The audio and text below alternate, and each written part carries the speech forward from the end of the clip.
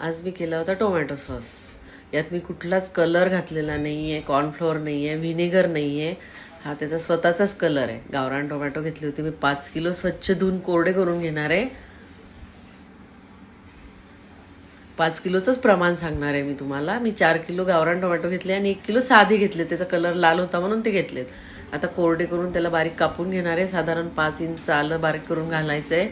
हे माझ्या बाल्कनीतले टोमॅटो आहेत ते घातलेत. 5 किलोला 5 लसणाचे गाठे अशा पाकळ्या करून घातल्या आहेत. 5 मोठे कांदे बारीक कापून घातले आहेत. 5 किलोला मी 10 लवंग आणि 10 मिरे घातले आहेत आणि 2 दालचिनीचे तुकडे घातले आहेत. आता याला झाकण लावून याच्या 5 शिट्ट्या काढून घेणार आहे. दुसऱ्या कुकरमध्ये मी सेम 5 किलो टोमॅटो घेतले आणि 5 किलोलाच जे प्रमाण सांगितलं तेच घातलं, कारण मला 10 किलोचा करायचा आहे. मात्र मी तुम्हाला 5 किलोचंच प्रमाण सांगणार आहे. कुकर थंड झाला आहे, त्याचं झाकण उघडून आता हे मसाले साईडला काढून घेणार आहे. हे सर्व आता थंड करून घ्यायचं आहे. आपण पाणी न टाकताच शिजवलेलं आहे, त्याचं स्वतःचं टोमॅटोचंच हे पाणी आहे. आणि दुसरा कुकर पण तयार झाला आहे. ते मसाले साईडला काढून घेतले आहे.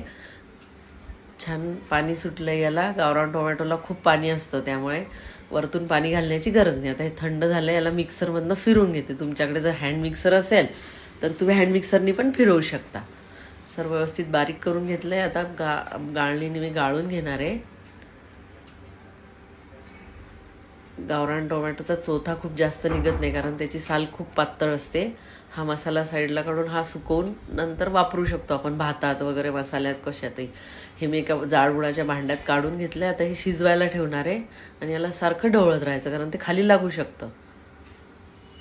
आता यात मी 1 चमचा काश्मीरी मिरची पावडर घातली, 1 चमचा तिखटवालं तिखट घातलं आहे, 2 चमचे मीठ घातलं आहे आणि 5 किलो टोमॅटोला मी 1.25 किलो साखर घातली. टोमॅटो खूप आंबट असतील तर साखर वाढवावं लागेल. हे ॲसिटिक ॲसिड आहे, कुठल्याही किराणा दुकानात मिळून जाईल.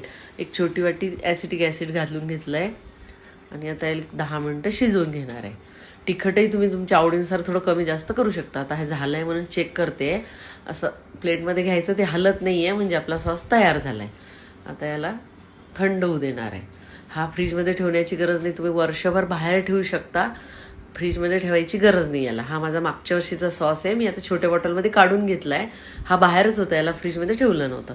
10 किलो टोमॅटोमध्ये मला ह्या मोठ्या 2 भरण्या आणि 1 छोटी भरणी एवढा सॉस तयार झाला आहे.